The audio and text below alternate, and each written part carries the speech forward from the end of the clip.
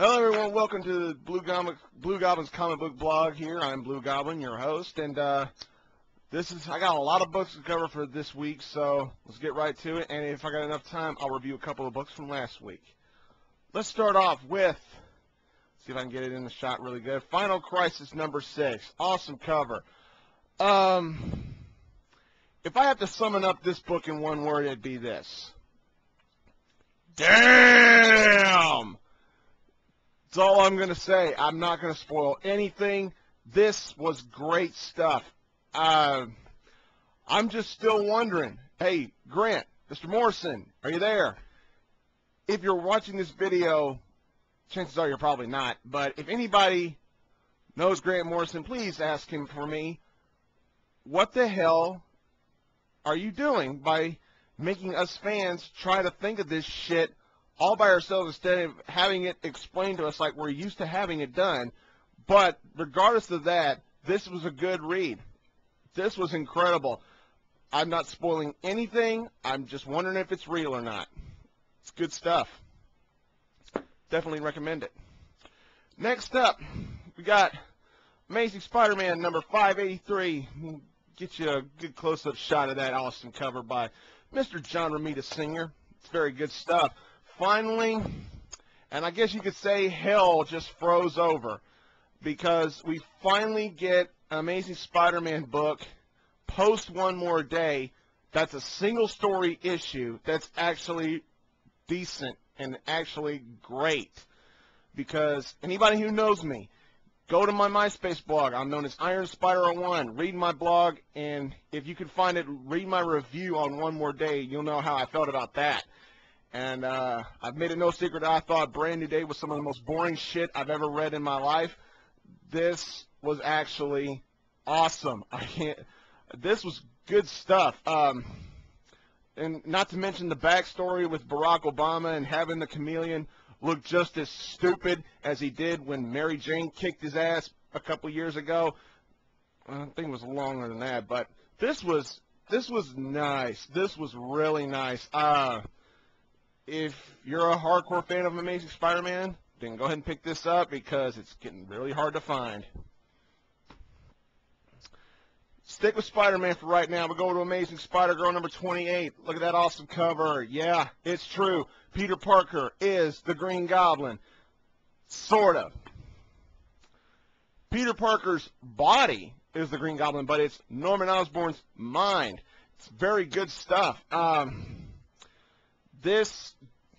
Dear Marvel, please do not cancel this series and then, well, you're going to cancel it, but if you're going to cancel it and move it to Amazing Spider-Man Family, don't turn it into a pile of shit. If you're going to get, just drop the Amazing Spider-Man story with Aunt May, drop that bullshit and put this in its place. Because I can't stand Aunt May. The last story of the Amazing Spider-Man with Harry Osborn was just a snore fest. This is a Spider book to have. Amazing Spider-Girl, issue 30 is going to end the series, but until then, we're getting awesome book after awesome book after awesome book. I love seeing Peter Parker as a dad. I love seeing the Parker family. We're still in the whole Spider-Girl clone thing, and they're promising to end the Spider clone thing once and for all next issue. We're going to finally know which May is the real May Parker. This was a good read, though. Of course, you know me. Don't like to spoil anything unless the story sucks. Then I'll spoil right away. Stick with Spider-Man and have him team up with the X-Men in X-Men Spider-Man number 3, done by Christos Gage. Now, last week there was a bit of a mix-up. X-Men Manifest Destiny number 5 came out last week.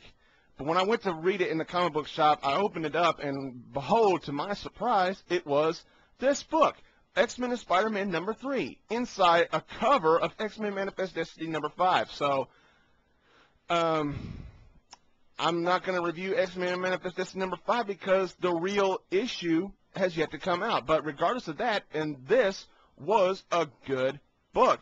Christos Gage, giving you props. You're running it. It's great stuff. It's incredible. This is the next era of the X-Men Spider-Man team up during the whole Clone Saga bullshit. We got the Spider Clone. We got the blue and gold wearing X-Men. We got Wolverine with the bone claws. We got Carnage, Sinister. It's great stuff. I can't give away enough. I'll just give away one thing, that there's a 2-page spread in here that is just unbelievably awesome. I loved every minute of it. This is a good series to have. If you're not going to get each issue one by one, then go ahead and get the trade. It's definitely going to be worth your money. Next up, we got X-Infernus #2. Now, despite what Craig Granland said about this, I actually enjoyed it. This was a good read. It's not the best X-Men story ever told, but then again, it's not the worst. It's supposed to be, yes, a follow-up to Inferno. And for those of you who read Inferno, Inferno was great. This could be just as good.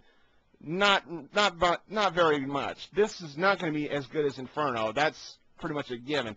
But it is a great read. I actually like the team-up. Craig doesn't like the team-up. I actually do. I like Pixie. I like Mercury. I like Rockslide. I like those team members. It's not bad. And Nightcrawler's going to be in charge of the team heading into Limbo. That's all I'm going to say. This is good stuff. Really looking forward to seeing what they're going to be doing with this. I like it. Even though Craig doesn't, I do. Go ahead and pick it up. It's not bad. Let's go back to DC. We're going at the Titans #9. This is the Faces of Evil cover with Jericho. Not much to say. This is this was just an average read, but it was still pretty good. You get to now. There's another 2-page spread in here that was pretty well done. I enjoyed it. It's not the best Titans book in the world, but then again, it's not the worst. It's very nicely done. I enjoyed it, but then again, that's just me. Jericho really showing you, this is from his point of view, showing you just how heartbreaking his life was, especially when he got his throat slit. Well, that's all I can say. You don't have to pick that one up. You won't be missing anything if you miss out on it. Now, Green Lantern fans, don't chop my head off because I didn't review this, so I'm going to review it for you. Let's talk about Green Lantern Corps. This is number 32. Faces of Evil. We got Crib on the cover. This issue really made me realize just how disturbing a character Crib is, but that's in a good way. I like Crib. He's ugly as shit, but he's a he's a good villain, and we just show you how nasty he is. And this is just off the hook. This is good stuff. As part of the Sins of the Star Sapphire story, I'm really hoping the Green Lantern Corps goes into the Rage of the Red Lanterns tie-in. That would be great, especially with Green Lantern. And we have a couple of resignations from the Green Lantern Corps. Not to mention the death toll is counted with all the rings flying in. You'll like this. If you're a fan of Green Lantern and Green Lantern Corps, you're going to be loving this. I certainly did. Now, let's see. I don't know if I got time to cover this much or not, but I'm going to try and get them in there. 2 books from last week that I wanted to review, but I didn't get the chance because I didn't get them. X-Men Noir #2. This is a book from last week. Keep an eye out for this book. If you find it anywhere, pick it up. I want you to. I'm begging you to. Everything that was good about X-Men Noir #1, just move it over into another book. Just do it again. This is great. I loved it. I loved the last page. The mysteries in here, I loved every page of it. There's a lot of profanity in it, but thankfully it's censored to where you can still understand what they're saying, but it's still blackened out. I love it.